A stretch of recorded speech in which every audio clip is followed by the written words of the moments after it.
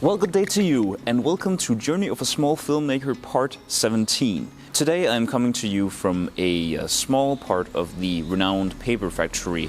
You know, this was the entire birthplace of Silkeborg. Many of these buildings are dating back all the way to the 1800s, and these factory workers made paper that would ship out to, to sign on and all this stuff. This is what really started the city as we know it today. The paper factory itself lasted all the way until the year 2000, and now the buildings are completely emptied out for all this paper equipment. They have been replaced with restaurants, architectural firms, hotels even, and there's even a cinema that you can go and watch movies in, which has actually just reopened. However, there is one piece of the paper factory equipment left in the theater that is just a couple of hundred meters behind me here, and they have chosen to keep this smaller part of the paper factory so they could kind of showcase it as a museum to other people that came and visited it, and that's how it has been to this day. And the paper factory is also the home to the both famous and infamous building, the Paper Tower, which now is the tallest building in the city. And well, some people like it, some people hate it. I personally am not here to judge because that's not what I'm here to talk about. We, however, are here to talk about what I have been doing these past 3 months in April, May, and June. And there's really not much to say these 3 months. I can pretty much sum it up with saying that I've been at the Media College of Denmark for these past 3 months, and I am finishing this on July 2nd. And perhaps by the time you see this, I will be back at elsewhere, because we are going through a lot right now in the on the Media College with very tough parts of this semester. We have been making a lot of adjustments, really. You could say it's kind of like the ground semester, which I was talking about. It's really just, in a way, repetition, most of it. However, there are some new additions to this semester. One of the additions that have been added to this list is actually something called basic storytelling. And that's basically so you learn how they do in the movies, you might say, and it is something that I have been excited about because this is something that I'm going to do once I return to elsewhere. We've been learning a lot about framing in this part of the semester, where we have to frame our images like a super total. A super total is basically when you film an entire background scene to find out where this really takes place.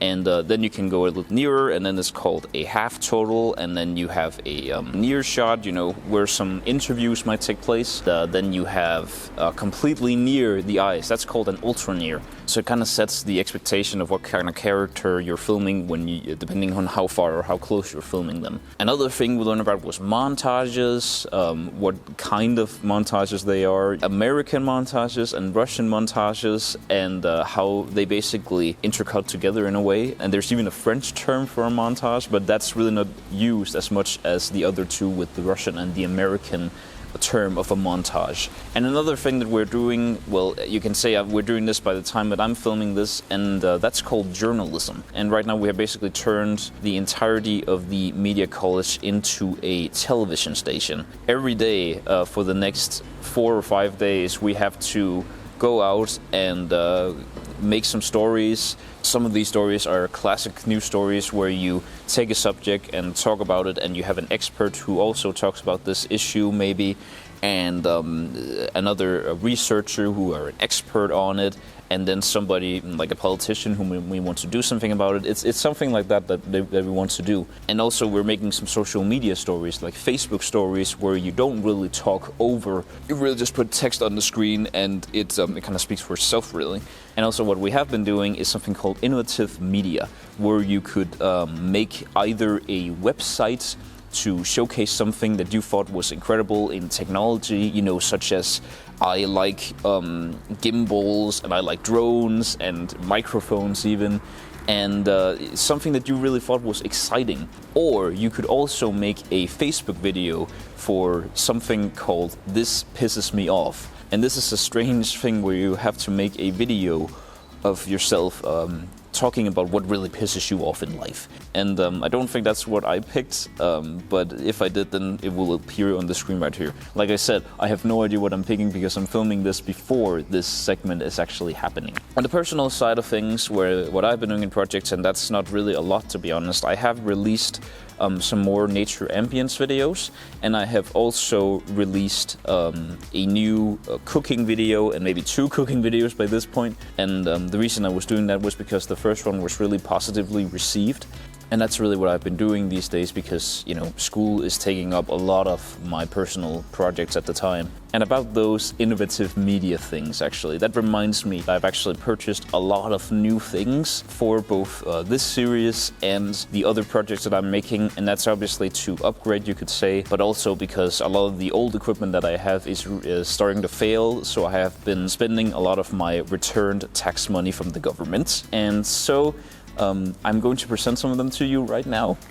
First up, we have this microphone here, which is a Rode microphone. It's called the VideoMic NTG. It has some really great qualities in terms of a broadcasting microphone, and it's one that you could actually really use for a professional camera, maybe even a news camera. It comes with one of these blockades for the wind, and it comes with a shock mount and some cables. And the really smart thing about this microphone, I think, is that, for example, you can adjust the decibel level to be -20, and you can also set the decibel level to be on the right or the left channel, depending if you have a different microphone connected to another channel, you could say. And also you can adjust the amount of sound that comes in or out. It's a pretty advanced microphone for the price, you might say, but I think this really will help me capture for example, the nature ambience videos a lot better because it goes more all around. And in terms of the previous microphone that I have, it's a lot more durable because the previous microphone is just sounding like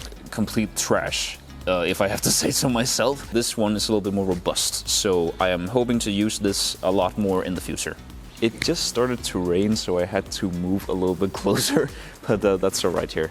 Next up is the Ceramonic microphone that I have purchased there. It's actually a microport, and microports are the microphones that a lot of newscasters use when they have to interview people. It captures the sound directly from their clothes without it being completely noticeable, and that's what pretty much everyone uses today. And you can see mine right here. This is the transmitter that I'm showing here, and on the camera there is a receiver which receives the transmitted sounds. That should have a crystal clear quality which I am very happy about. You can actually also talk into this side of the microphone. It actually has one by itself, but that's if you're really just interviewing people directly, I think. I'm pretty happy for this kind of microphone, and I certainly hope that this one is also going to last a lot longer. And the reason that I have switched the old lav microphone that I plugged into my phone to this is actually because it's a lot easier. The audio now records directly from the camera instead of me having to sync up the audio from my phone when I'm sitting and editing all this. And also the cable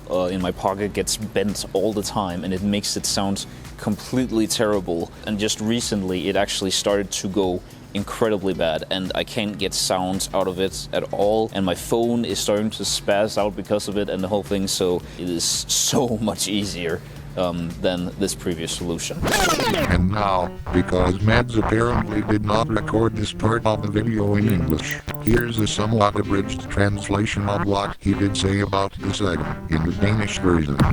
Og endelig så synes jeg, at jeg skal vise jer, at den bedste del, jeg har fået af det her, jeg har købt her, det er simpelthen sådan en her. Det, man kalder for en field monitor. Det er jo sådan en her, jeg har haft rigtig meget brug for eksempel, når jeg sidder og skal lave MyLive-videoerne. For i stedet for, at jeg nu skal til at gå om til det store kamera og kigge på den skærm, hvordan det ser ud, så kan jeg jo bare se det direkte på den her lille monitor, som jeg har her.